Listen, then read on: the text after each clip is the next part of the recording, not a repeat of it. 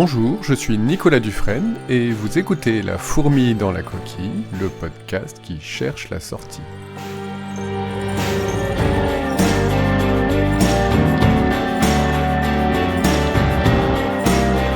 Pourrait-on rapprocher les deux branches symboliques et statistiques de l'intelligence artificielle à la controverse opposant le rationalisme et l'empirisme en philosophie à l'époque des Lumières ?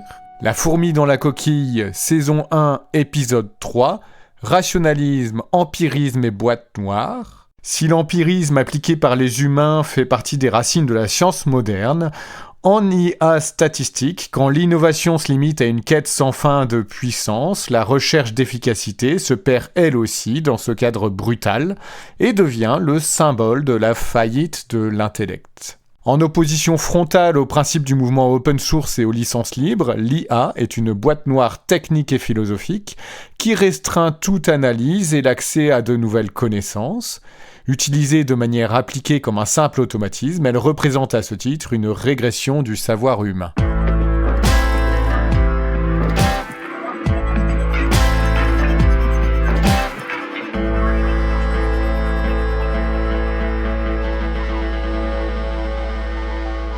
Ce n'est que depuis le milieu des années 2010 que la recherche sur l'intelligence artificielle et l'usage des réseaux de neurones prend une tournure véritablement appliquée et à grande échelle. Avant ça, ce développement était surtout fait dans un objectif d'accumulation des connaissances sur le fonctionnement de l'esprit, en reproduisant avec les neurones artificiels le fonctionnement du cerveau pour essayer de mieux le comprendre.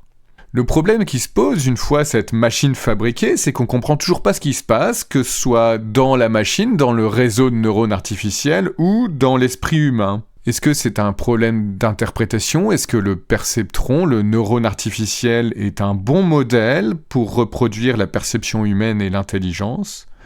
Comme souvent, la recherche ouvre autant de questions qu'elle n'en résout.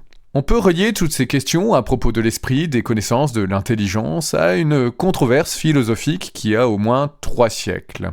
L'opposition entre les deux branches de l'informatique et surtout de l'intelligence artificielle, où on a d'un côté l'intelligence artificielle symbolique, qui est programmée, logique, déterministe, et de l'autre côté l'intelligence artificielle statistique, qui est basée sur un apprentissage, sur de l'expérience. On peut relier cette opposition à d'un côté la philosophie rationaliste, symbolique, qui considère que la connaissance est un fait inné, qui se révèle avec le raisonnement et la logique. C'est la philosophie de René Descartes, je pense donc je suis, Spinoza et un peu plus tard Leibniz, dont on a parlé dans le premier épisode de la saison, Petite histoire de l'intelligence artificielle. De l'autre côté, on a la philosophie empiriste qui va considérer que la connaissance et l'esprit naissent de l'expérience sensible. C'est une philosophie introduite par Francis Bacon, à ne pas confondre avec son peintre homonyme, et Thomas Hobbes, John Locke, Voltaire, David Hume et plein d'autres. On peut revenir un peu plus en détail là-dessus pour faire un parallèle avec nos intelligences artificielles. Le rationalisme postule notamment l'existence de principes logiques universels, comme par exemple le tiers exclu, tertium non datum, pour faire bien pendant un repas de famille, qui était introduit en fait par Aristote en complément du principe de non-contradiction. La non-contradiction, c'est que quelque chose ne peut pas être à la fois vrai et faux. Et le tiers exclu, donc, lui nous dit que soit une proposition est vraie, soit elle est fausse, et qu'il n'y a pas d'autre possibilité. Un autre exemple de principe logique universel selon la philosophie rationaliste, on a le principe de raison suffisante. Ça aussi, on peut le faire remonter à Aristote, mais c'est vraiment Leibniz qui l'a formalisé justement au XVIIe siècle. Ce principe de raison suffisante, il nous dit que rien n'arrive sans cause. Ça permet d'ailleurs la prédiction d'un effet. Si je connais la cause, je connais la conséquence. De toutes ces règles dont je viens de donner 2 exemples, on a développé la logique mathématique et symbolique qui est à la base des langages de programmation aujourd'hui, que ce soit en informatique ou en intelligence artificielle dite symbolique. Ce rationalisme, en particulier celui de René Descartes, mais aussi Emmanuel Kant, postule aussi l'existence d'idées innées, a priori, des idées universelles qu'on a avant nos premières expériences d'humains. Ces idées, par exemple, ça peut être le temps, l'infini, les nombres Et on peut s'appuyer sur ces idées pour raisonner, on peut les utiliser sans expérience sensible, et c'est même plus que ça, sans ces idées de temps, d'infini, de nombre, l'expérience sensible resterait inintelligible selon ce rationalisme. De l'autre côté, l'empirisme nie l'existence des connaissances purement rationnelles et a priori. Selon l'empiriste, l'esprit est une table rase à la naissance, il est entièrement vide. Et la source première de la connaissance est donc dans l'expérience. Tous les concepts qu'on utilise sont donc, selon l'empirisme, issus de l'expérience et d'associations d'idées. Il n'y a rien d'inné. L'empirisme accompagne la naissance de la science moderne au XVIIe siècle, qui est caractérisée particulièrement par la méthode expérimentale, justement, encore aujourd'hui. Et cette idée d'empirisme, on peut la relier à l'intelligence artificielle qui va être statistique, celle où on ne programme aucune règle logique, celle qui est à base d'apprentissage automatique. On les laisse inférer des règles à partir de l'expérience et de l'accumulation de données à partir de rien. En fait, on voit bien comme ça qu'il y a deux approches complètement différentes de la résolution des problèmes assistés par informatique. D'un côté, une méthode rationaliste et symbolique analytique qui implique pour l'implémenter une parfaite connaissance du problème à résoudre par la personne qui conçoit l'outil. Avant la mise à disposition du public, il faut connaître et implémenter toutes les règles. Cette méthode, elle met au défi l'intelligence humaine pour renseigner à la machine et lui donner une connaissance qui lui sera innée du problème. De l'autre côté, on va résoudre les problèmes de manière empirique sans connaissance préalable. Alors c'est vrai que c'est aussi un défi à l'intelligence humaine de savoir concevoir un réseau de neurones complexe. Ça, on peut pas le nier. Mais utiliser de tels réseaux de neurones pour résoudre des problèmes, en fait, ça résulte plus de la force brute. Il n'y a pas de réelle nécessité de compréhension approfondie du problème en lui-même. Cette méthode, elle laisse l'humain dans son ignorance, sans la moindre analyse, et on délègue l'intelligence et l'expérience à la machine. C'est par cette constatation qu'on lève le voile sur un véritable problème philosophique qu'on va pouvoir approfondir par la suite.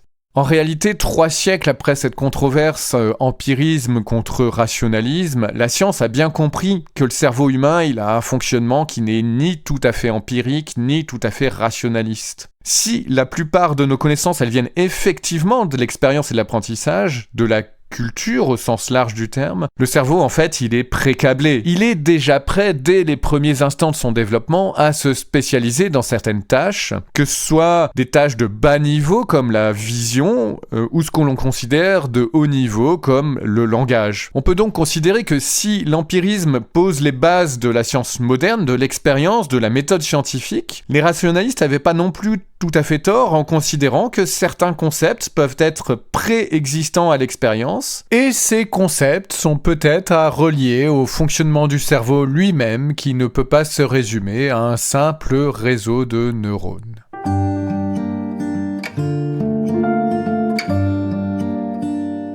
Dans cette branche empirique, statistique de l'intelligence artificielle, c'est grâce à l'amélioration des puissances de calcul qu'on a découvert un phénomène assez étonnant qui s'appelle le grokking. En fait, si on entraîne successivement notre intelligence artificielle plusieurs dizaines de milliers de fois, exactement de la même manière, c'est-à-dire qu'on enchaîne des séances d'entraînement de même durée avec les mêmes données et le même algorithme, alors ce qui se passe, c'est qu'à un moment, on passe un seuil et l'IA devient soudainement beaucoup plus efficace. Alors ce mot grokking vient de grok. C'est un néologisme inventé par l'auteur de science-fiction Robert A.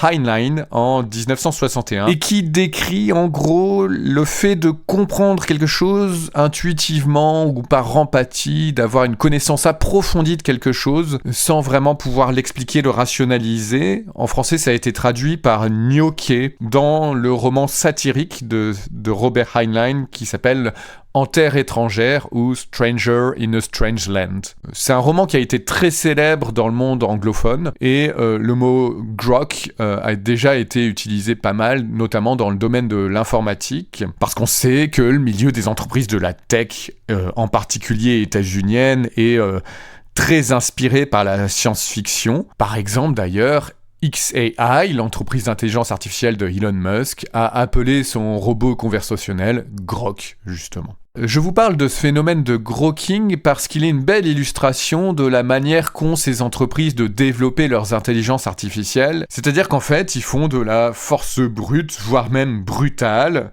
On agrandit les modèles, on augmente la puissance de calcul, on augmente la quantité de données d'entraînement, jusqu'à même épuiser toutes ces données, et même ne plus pouvoir cacher l'impact environnemental absolument désastreux des centres de calcul et de stockage. Mais on augmente, et forcément ça finit par porter ses fruits. On peut dire d'ailleurs que cette manière de développer l'IA, c'est qu'une étape supplémentaire dans le chemin vers la croissance que nous impose l'économie capitaliste, qui est toujours pilotée par la nécessité de produire plus pour vendre plus. Les IA statistiques géantes sont de bons moyens de proposer de nouveaux services à la vente, soit dit en passant dont l'utilité réelle est que secondaire, le but étant bien d'ouvrir de nouveaux marchés, bien plus que de répondre à un quelconque besoin. Le tout en bénéficiant du soutien aussi bien des marchés que des puissances politiques, parce qu'on génère un besoin matériel en immobilier, en composants, en matières premières, qui permet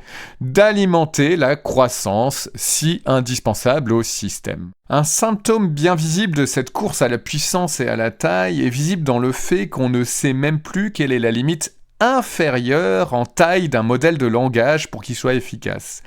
Quelle serait la taille nécessaire et suffisante à un modèle de langage pour être performant ? Les modèles ont tellement grossi que c'est aujourd'hui un sujet de recherche de savoir quelle pourrait être leur taille minimale plutôt que maximale. J'ai un exemple et une étude de 2023 par des chercheurs de Microsoft qui se sont posé la question, je cite, « Jusqu'où les modèles de langage peuvent-ils être réduits tout en continuant de parler un anglais cohérent ?» Ils ont donc essayé de créer le plus petit modèle de langage parlant correctement anglais, en partant de l'idée que les contes pour enfants feraient une ressource idéale comme donnée d'entraînement, d'apprentissage pour le modèle. En effet, le vocabulaire il est limité, mais les règles de grammaire sont toutes bien respectées, les formulations sont justes et les textes sont brefs. Le problème qui se pose, c'est qu'il faut trouver suffisamment de contes pour pouvoir entraîner le modèle dit réduit. Le modèle il est réduit, mais on parle quand même de plusieurs millions de textes pour l'entraînement. Le problème, c'est qu'il n'existe pas plusieurs millions de contes pour enfants. Les deux auteurs de l'article, ils sont donc dit qu'ils allaient générer ces millions de textes en utilisant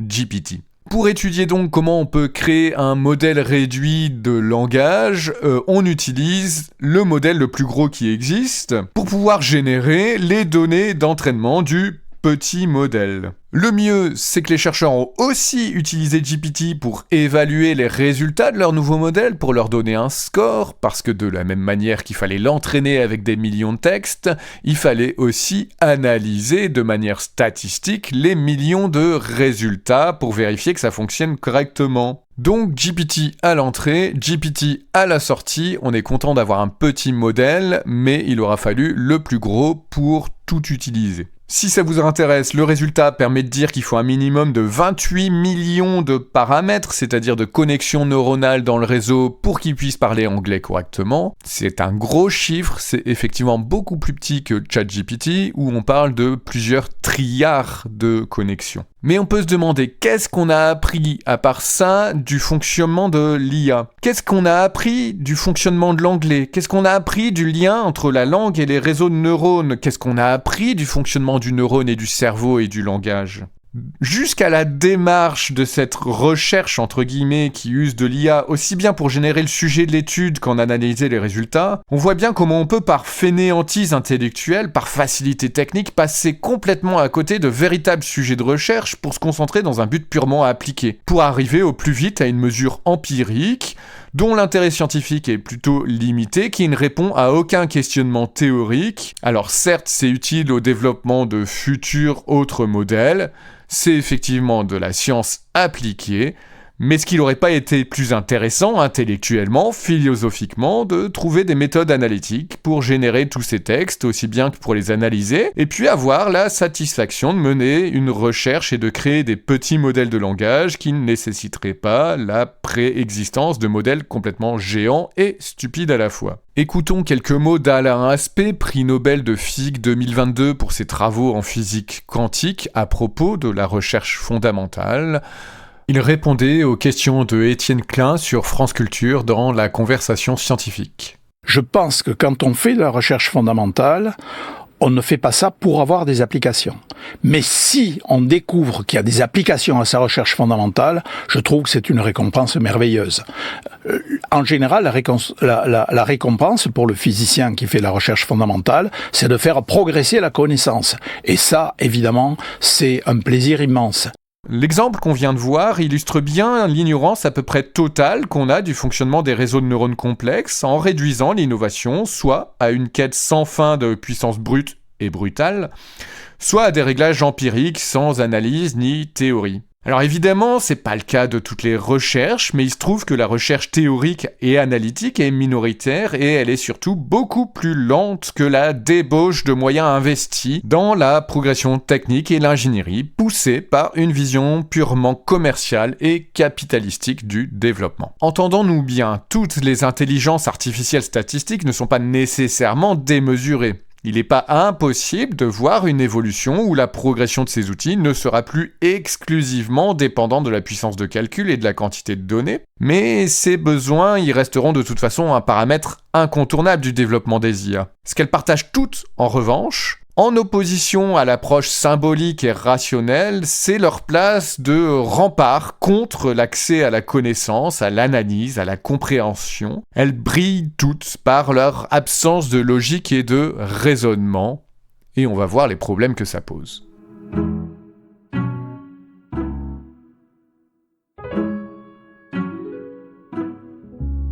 Dès le début du XXe siècle, bien avant l'informatique, le principe de partager les sources, en l'occurrence les designs, était en usage déjà dans certaines industries, notamment l'industrie automobile par exemple aux États-Unis, qui partageait beaucoup de brevets sans échange d'argent ni poursuite judiciaire, grâce à une association dédiée. Ça a permis à la fois une amélioration plus rapide et une standardisation des techniques, au contraire d'un système de mise en concurrence et de secret industriel. Et avec l'informatique, dès les années 1950, IBM a partagé le code source de ses systèmes d'exploitation et d'autres programmes. Dans les années 60, autre exemple, les développeurs d'ARPANET, l'ancêtre d'Internet, ont utilisé ce qu'ils appelaient des requests for comments, des demandes de commentaires, qui étaient ouvertes.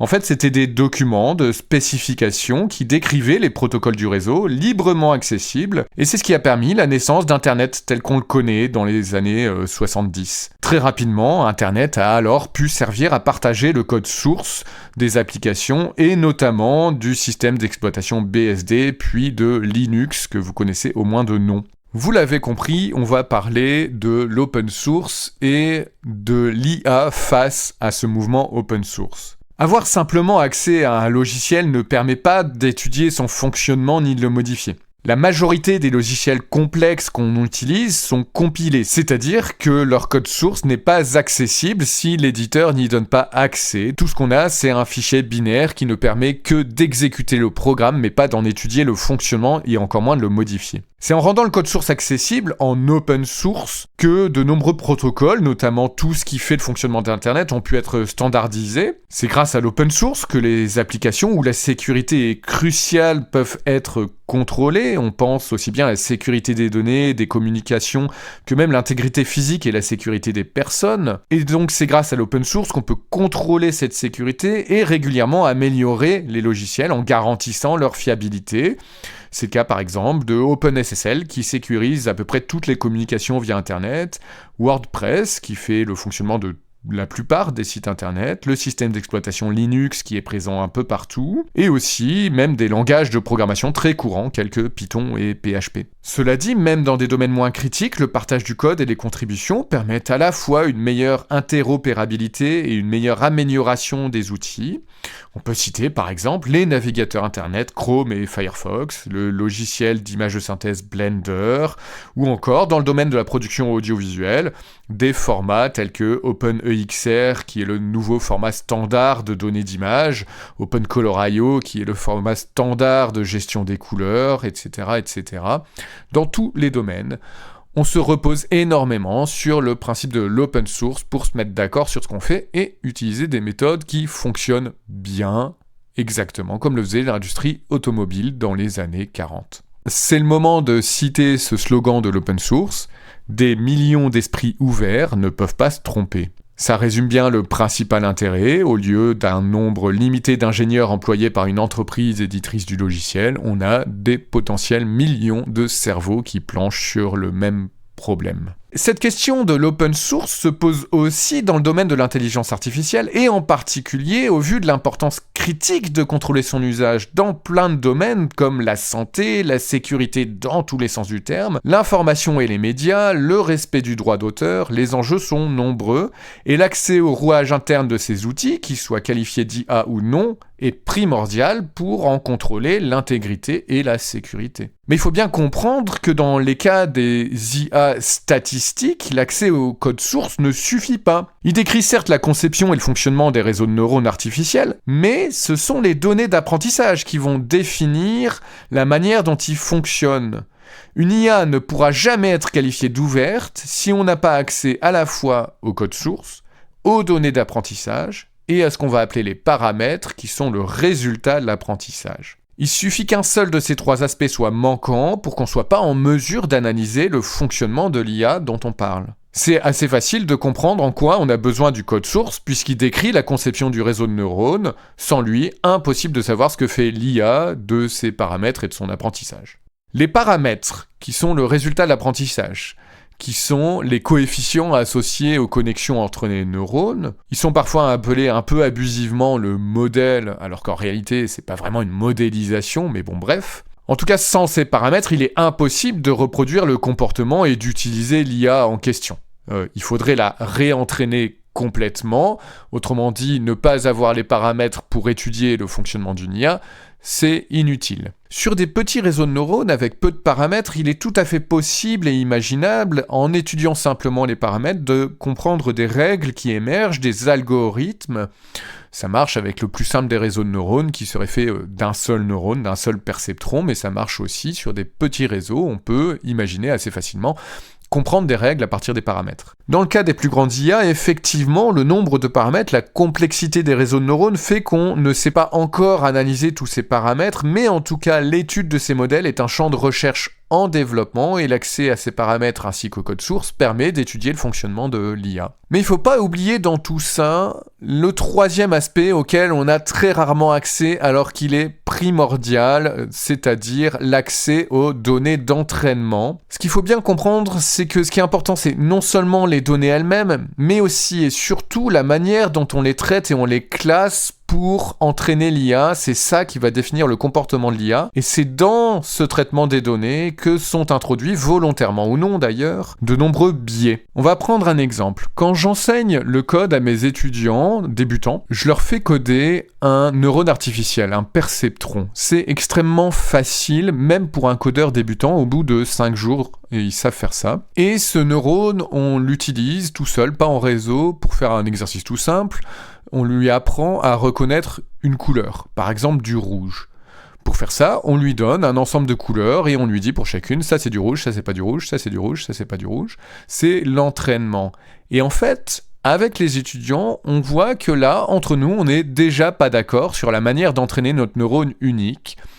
Sur certains fuchsias, certains étudiants vont me dire « bah ça c'est rouge », d'autres vont me dire « bah non, ça c'est pas rouge ». Et on n'est pas d'accord. Et en fait, il faut qu'on se mette d'accord pour pouvoir entraîner le neurone. Et là, sans s'en rendre compte, on est en train de faire un choix qui va grandement influencer le choix du neurone, c'est-à-dire que on va décider ou pas que quand le rouge tire vers l'orange, on considère toujours que c'est du rouge ou pas, que quand il tire vers le violet, vers le fuchsia, on considère que c'est toujours du rouge ou pas. Et une fois qu'on aura fini d'entraîner le neurone, à l'usage, quand on va lui donner des couleurs à analyser pour l'exercice, on va lui demander, cette couleur, telle ou telle couleur, est-ce qu'elles sont rouges ou pas? Les réponses du neurone dépendront directement de la manière dont on l'a entraîné, et s'il a des biais dans l'entraînement, on retrouvera ces biais dans ses réponses. Ce qui est vrai à l'échelle d'un neurone unique comme on le fait avec les étudiants, est d'autant plus vrai à l'échelle d'un réseau gigantesque qui va reproduire tous les biais d'entraînement. Et on voit bien que les biais d'entraînement ne sont pas nécessairement dans les données d'entraînement elles-mêmes, mais elles sont aussi dans la manière dont on va faire les classements. Or, ces classements, ils sont bel et bien faits par des humains qui vont reproduire tous les biais, les erreurs potentielles, les incompréhensions et les préjugés qui leur sont propres. Que ce soit, par exemple, dans le cas des robots conversationnels qui auraient des biais culturels, voire racistes ou misogynes, ou dans des outils de diagnostic médicaux, il y a une vraie dangerosité à l'usage de ces IA statistiques qui découlent directement des données d'entraînement, et on ne pourra jamais contrôler ou analyser correctement ces IA sans avoir accès à toutes ces données d'entraînement et aux résultats des classements. C'est probablement pas un hasard si les grandes entreprises d'intelligence artificielle ne laissent aucun accès à toutes ces données, même quand ils se disent open source. Le problème des grandes IA surdimensionnées, comme celles que développent OpenAI, Microsoft, Google justement, réside dans cette démesure. Des programmes informatiques qui sont aussi gourmands en ressources, autant en données qu'en énergie, en eau qu'en composants informatiques, ne peuvent être développés et maintenus que par des entreprises qui sont aussi démesurées. Nous dépendrons donc toujours du bon vouloir de ces entreprises pour l'accès au code source, aux données d'entraînement, aux paramètres des IA. OpenAI, par exemple, ils n'ont ouvert que le nom. Au début, on avait accès au code source de son modèle GPT, mais cet accès a été fermé pour la 4e version du modèle. Les données d'entraînement n'ont jamais été ouvertes, et quand bien même on aurait accès à ces données d'entraînement, la quantité incommensurable de données à traiter rend tout à fait relative la possibilité de les analyser. Le truc, c'est que ça mettrait aussi au jour l'illégalité très probable, voire certaine, d'une grande partie de la collecte de ces données qui ont été ratissées très large à l'insu de leurs auteurs, des titulaires des droits d'usage, de reproduction et de diffusion. Et d'ailleurs, la provenance même des données d'apprentissage peut rendre leur libre accès problématique si on parle d'une IA médicale, par exemple, qui voudrait que les données médicales de milliers, de millions de gens soient rendues publiques. L'IA statistique, par sa conception et l'usage qu'on en fait, est donc un défi pour le mouvement open source et pour l'ouverture, pour l'accès aux données, pour la compréhension de son propre fonctionnement. Elle est intrinsèquement liée à une certaine fermeture. Cette fermeture, elle fait des grandes IA statistiques, des boîtes noires qui sont techniquement impénétrables et posent un vrai problème démocratique, puisqu'elles ne sont contrôlées que par des entreprises privées trop puissantes, dont il est plus à prouver qu'elles n'hésitent pas à enfreindre les lois et à s'opposer frontalement aux États. Est-ce qu'on veut vraiment laisser ces entreprises seules maîtresses et gardiennes des IA les plus grandes et donc potentiellement les plus dangereuses, aussi bien pour la société, l'économie, la politique, l'environnement que la connaissance, le savoir, la philosophie et la pensée en général? Non contentes d'être des boîtes noires techniques, ces IA sont aussi des boîtes noires philosophiquement impénétrables. En remplaçant nos raisonnements, nos cheminements logiques, nos connaissances par la force brute d'analyse statistique automatique, leur manque d'ouverture nous contraint à l'incapacité technique, leur démesure à l'incapacité intellectuelle d'en comprendre le fonctionnement et les résultats. Cette méthode statistique, elle nous prive même du besoin de raisonner et de concevoir de nouveaux algorithmes et des fonctions logiques, et par leur opacité, elle nous prive de la possibilité de les découvrir a posteriori. Faisons une petite expérience de pensée en imaginant une civilisation extraterrestre, technologiquement hyper avancée, mais bienveillante, pour une fois, qui a atteint la Terre pour prendre contact avec nous. Toute l'élite scientifique se meurt d'impatience à l'idée de découvrir la science qui a permis à cette espèce extraterrestre de traverser la galaxie pour venir à notre rencontre. Imaginez ce qu'on va pouvoir apprendre en échangeant avec eux. Pas de bol, après les premiers échanges, on découvre que cet espace extraterrestre use presque exclusivement d'une grande intelligence artificielle statistique pour concevoir leurs prouesses technologiques. Le système de propulsion de leur vaisseau, ils n'ont aucune idée de son fonctionnement, ils ont suivi les instructions de fabrication et les réglages donnés par l'IA. Ils ont été en hibernation pendant tout le voyage, ils ont fait confiance à leur IA pour les maintenir en vie et ils n'ont aucune idée de ce qui a pu se dérouler pendant ce temps-là. Voici ce que nous dirait une telle espèce extraterrestre. Nous sommes arrivés, le but est atteint. Nous ne nous soucions pas du pourquoi ni du comment, nous déléguons ces réflexions difficiles à notre machine-outil artificiellement intelligente. C'est un choix que l'humanité peut faire. Est-ce le choix qu'on souhaite faire ?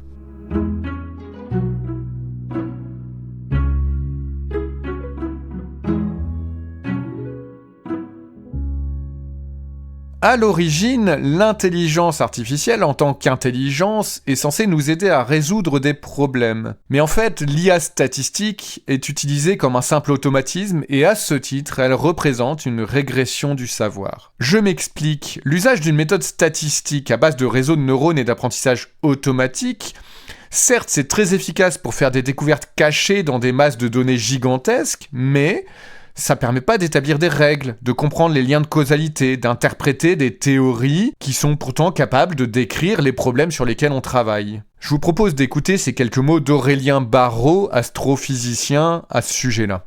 Franchement, si l'IA nous permet de trouver une nouvelle particule élémentaire qu'on n'aurait pas vue sans son usage, je m'en fous un peu en fait. Je trouve pas ça très intéressant. Et en effet, j'ai dévié la question, mais je trouve que c'est la dimension non quantifiable aujourd'hui qui est pertinente. La physique quantique, personne aujourd'hui ne la comprend. Personne ne sait ce qu'elle veut dire. Il y a un travail d'interprétation extraordinaire à mener. Pensez à Carlo Rovelli qui est en train de découvrir que peut-être il s'agit des esquisses d'une vision relationnelle du monde, en écho d'ailleurs avec la relativité générale. Voilà ce qui est intéressant. Mais très peu de physiciens et physiciennes appréhendent cette dimension à la fois épistémique et poétique et préfèrent effectivement calculer le terme de 28e ordre dans un lagrangien qui sera mis en évidence par l'utilisation d'une IA sur un futur collisionneur de particules. Ça marche, c'est efficace, mais c'est efficace pour quoi ? Qu'est-ce qu'il y a d'intéressant ? Qu'est-ce qu'on a compris du réel ? En quoi on a ainsi augmenté notre puissance d'être ? En quoi est-ce qu'on a enrichi véritablement le monde dans lequel on est ? Et donc je pense que tant qu'on a indexé la pensée à son usage, et en l'occurrence à son usage qu'on pourrait presque dire nécrophile, parce que je crois que notre appétence technologique est de cette nature, on rate finalement l'essentiel, c'est-à-dire la beauté qui effectivement n'est pas quantifiable. De manière un peu plus pragmatique et en dehors de la recherche fondamentale, de la recherche de connaissances, utiliser l'intelligence artificielle comme un simple automatisme participe réellement de la perte de connaissances à l'échelle humaine, quel que soit le domaine d'artisanat numérique où on l'utilise. Je vais prendre un exemple très courant dans l'animation de personnages en images de synthèse, une de mes spécialités. Pour pouvoir animer le volume du corps d'un personnage en 3 dimensions, ce qu'on fait, c'est qu'on construit un squelette virtuel qui est contraint par un certain nombre d'automatismes et qui est surtout contrôlé par l'animateur pour donner vie au personnage. C'est vraiment une petite marionnette. On appelle ce processus le rig en anglais. Il y a aussi un mot français que j'aime beaucoup, qui est utilisé au Québec, c'est le squelettage. La majorité des personnages qu'on anime, ils se ressemblent. C'est tous des bipèdes plus ou moins humanoïdes, et du coup, pour se faciliter un peu la vie, on va utiliser ce qu'on appelle des auto-rigs. C'est-à-dire des programmes qui vont créer automatiquement ces squelettes en fonction du personnage qu'on doit animer. J'en viens à mon exemple et à l'intelligence artificielle. Pour développer ces auto-rigs, il faut aujourd'hui avoir une connaissance préalable de ces squelettes qui impliquent des notions d'anatomie, de biomécanique, d'ergonomie, quelques outils mathématiques et des notions évidemment d'analyse du mouvement humain et d'animation. Autrement dit, pour développer un tel autorig, il faut déjà avoir appris pas mal de choses et faire évoluer la connaissance. Mais on pourrait aussi bien générer ces rigs, ces squelettes, via des intelligences artificielles statistiques. La seule condition est d'avoir suffisamment d'exemples pour les entraîner. Le problème de ça, c'est que du coup, il n'y a plus besoin du tout de maîtriser aucune de ces notions complexes. Tout le savoir analytique et symbolique dont je viens de parler devient absolument inutile. On n'a plus besoin de capacité d'abstraction, le développeur n'a pas besoin de connaître quoi que ce soit au rig, au squelettage, il a seulement besoin d'un réseau de neurones adéquat, tel qu'il en existe déjà de nombreuses variations. On se passe alors de tout esprit au profit de l'usage de la force brute, autant par économie que par fainéantise intellectuelle. Le savoir-faire autant que le savoir théorique disparaît, on le délègue à un automatisme qu'on ne sait même pas analyser. Bilan des courses, la quantité de savoir humain a diminué. L'usage de l'IA statistique en tant que simple outil d'automatisation, c'est un aveu d'échec pour moi. Si on cède à l'IA statistique, ça veut dire aussi qu'on abandonne, par simple fainéantise du coup, l'idée de découvrir et comprendre les algorithmes et la logique qui émergent de ce réseau de neurones, qui est au cœur de notre propre fonctionnement. Et on risque même de perdre et laisser disparaître un savoir analytique et des connaissances abstraites qu'on a déjà acquis à cause de l'automatisation. Alors que l'IA a été développée initialement dans un contexte d'exploration du fonctionnement du cerveau, l'IA statistique, et l'IA générative en particulier, elle est devenue un supplétif qui permet d'éviter d'avoir à analyser et comprendre nos propres algorithmes inconscients qui émergent au sein du cerveau. C'est une renonciation à comprendre le monde des formes de Platon, c'est-à-dire la capacité d'abstraction poussée qui fait de l'humanité une espèce à part. Et on peut même dire que malheureusement, plutôt que de revenir par le biais de cette renonciation à un hypothétique état de nature un peu plus animal, on s'accroche malgré tout au progrès passé et au confort technologique que l'espèce a développé avant nous, tout en déléguant notre progrès futur à des machines intelligentes transhumaines qui nous ramèneront à notre état de grand singe, éventuellement animaux de laboratoire ou domestiqués par ou volontairement soumis à ces nouvelles machines. L'IA nous aliène. Après la mécanisation du travail et de nos déplacements, les systèmes informatiques complexes, les IA, nous mènent à l'aube d'un changement sournois mais existentiel, où plutôt que de simplement nous faciliter la tâche, on délègue aussi la conception même de la tâche, et jusqu'à la décision d'effectuer la tâche, par pure fainéantise intellectuelle et par surconsommation technophile, par fascination pour la magie informatique, on délègue tout ça à la machine. On va reparler d'une autre civilisation extraterrestre dans une autre expérience de pensée qui viendrait visiter la Terre pour étudier les formes de vie qui y ont pris place. On peut imaginer quelques éclaireurs qui seraient arrivés vers le 19e, début du 20e siècle. Qu'est-ce qu'ils découvrent alors ? Ils découvrent une espèce humaine dominante, qui domestique, exploite et manipule aussi bien les autres espèces vivantes que les machines qui l'aident à travailler, se déplacer, calculer, dupliquer, enregistrer. Bref, l'espèce humaine a à son service toutes sortes d'esclaves animaux et mécaniques qui l'aident à ne pas trop se fatiguer. Les éclaireurs de la civilisation extraterrestre repartent et sont suivis au milieu du 21e siècle par d'autres représentants qui ont appris ce qui a été découvert et viennent entrer en contact avec l'espèce dominante sur la planète. Mais qu'est-ce qu'ils découvrent en arrivant un siècle plus tard ? C'est que les éclaireurs, ils ont dû se tromper quelque part. L'espèce dominante, c'est pas les singes habillés, c'est une espèce virtuelle non vivante qui émerge des réseaux informatiques. C'est une espèce logicielle qui dicte la vie des humains domestiqués. Elle n'est pas du tout esclave des humains, elle dicte leur vie. Elle prend la plupart des décisions importantes à leur place, elle leur dicte leurs déplacements, elle conduit leurs engins, elle contrôle leurs usines, elle décide de leurs affectations dans le travail, dans leurs études, et même elle mène leur guerre. Elle manipule leur libre arbitre en restreignant leurs choix et en décidant leur liberté, tout en réduisant leur accès à la connaissance. Elles sont un filtre. Mais bon, les extraterrestres ont quand même un dernier doute. Est-ce que c'est une espèce de symbiose mutuellement bénéfique où les machines elles répondent simplement à la fainéantise des humains dont elles dépendent aussi ? Mais cette question elle est vite résolue quand les extraterrestres observent les humains nourrir et servir les intelligences artificielles dominantes. Ils lui apportent aussi bien les matières premières que l'énergie et les données dont elles dépendent au détriment de leur propre confort et de leur survie.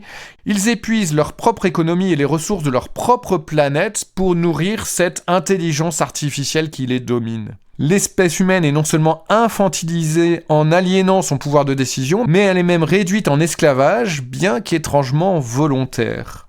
Je vous propose de réécouter quelques mots d'Aurélien Barraud sur ce sujet-là. Ce que j'appellerais la nocivité immatérielle indirecte, c'est-à-dire la perte du lien avec les choses, avec les gens, une sorte de décompréhension du monde et une situation, dans les mots d'Illich, de monopole radical des machines. C'est-à-dire que non seulement elles prennent tout l'espace, mais on n'arrive même plus à imaginer comment faire sans, alors même qu'il y a 20 ans, on faisait très exactement la même chose sans leur utilisation. Aurélien Barraud mentionne ici les mots de Ivan Illich avec le monopole radical des machines. Ivan Illich était un philosophe autrichien écologiste et important critique de la société industrielle. Alors posons-nous la question, est-ce qu'on est vraiment à l'aube d'un tel monde ? Est-ce que cette petite fiction que je vous raconte là, elle est crédible ? Est-ce qu'on est en train de nous aliéner au profit d'une nouvelle espèce dominante numérique ? On peut considérer nos transports dans un premier temps, par exemple, les voitures, les trains, les avions qui sont de plus en plus automatiques, que ce soit dans la conduite elle-même, mais aussi dans le choix des horaires et des trajets, la gestion des flux de marchandises, la gestion des usines, les diagnostics médicaux et bientôt les interventions médicales elles-mêmes. Une partie croissante des découvertes scientifiques, et maintenant même la rédaction de textes, la création graphique, l'art en général. Demain, les politiques économiques et la planification, les décisions stratégiques, guerrières, le pilotage des armes. On a une suite infinie d'exemples de mainmise du numérique, non seulement sur le savoir-faire, mais aussi sur les processus décisionnels et analytiques. C'est innombrable dans tous les aspects de la vie et de la société humaine, en particulier au vu de l'entrisme de l'intelligence artificielle. Vu de l'extérieur, qui contrôle qui ? Qui d'entre vous n'a jamais été réduit à l'état d'un objet face à un logiciel, face à une décision contrôlée par un logiciel ? Où la réponse, elle est « Désolé, j'ai pas la bonne case ». Est-ce que vraiment vous choisissez vos horaires quand vous voyagez ? Est-ce que même vous arrivez à choisir votre trajet quand vous voulez aller d'un point A à un point B ? Est-ce qu'on est toujours maître de nos décisions dans le quotidien ? Posons-nous la question, quels sont et quels seront les domaines où nous sommes, humains, réellement libres de nos choix de méthode, d'horaire, de quantité, d'affectation sans intervention numérique ? Qui décide de l'orientation des lycéens aujourd'hui en France ? Est-ce que la multiplication des outils et automatismes numériques nous place vraiment sur une trajectoire émancipatrice ? Que peut-on penser des grandes entreprises multinationales prêtes à tout pour alimenter nos IA en matières non renouvelables, en énergie, en données, économiquement et écologiquement à perte ? Et que penser de ces milliers d'emplois gâchés au service d'un progrès tout à fait virtuel ? Est-ce que c'est pas là une forme d'esclavage ? Certes, on s'aliène de plein gré, certes, l'espèce humaine est la seule à blâmer sur son malheur, certes, c'est au profit de quelque chose qui n'est pas réellement intelligent et qui n'a pas la volonté de nous réduire en esclavage, mais est-ce qu'il n'y a pas, là, une forme d'esclavage envers le monde numérique ?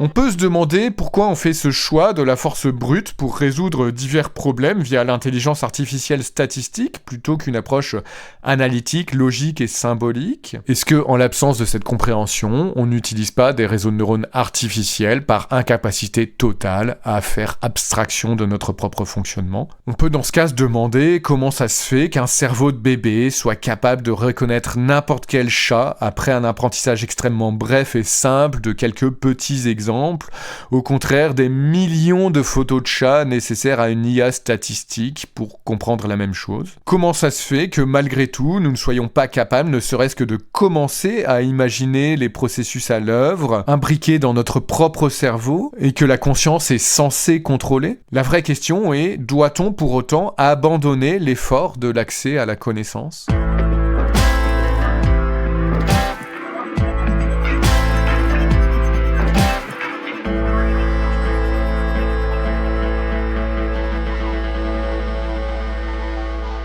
Avec l'arrivée de ces méthodes statistiques suffisamment fiables en informatique et de l'IA dite générative, avec le rapprochement du fonctionnement des programmes informatiques et des réseaux neuronaux biologiques et leurs nouvelles applications nombreuses et concrètes, est-ce que ce serait pas le moment d'explorer à nouveau le rapport entre l'humain et l'art en tant que création artistique, mais aussi l'art en tant qu'artisanat, et même plus généralement interroger la créativité et la recherche de la connaissance au sein de nos sociétés ? Ce sont les questions que je vous propose d'explorer dans les épisodes qui vont suivre de La fourmi dans la coquille. Aidez-moi maintenant à vaincre les IA et les algorithmes de recommandation en likant, mettant des pouces levés, des cœurs, des étoiles à ce podcast sur la plateforme où vous l'écoutez et en partageant les épisodes sur vos réseaux sociaux, qu'ils soient numériques ou réels. Aidez-moi à faire en sorte que ce soit écouté et faire entendre une voix différente de ce que les algorithmes veulent laisser passer.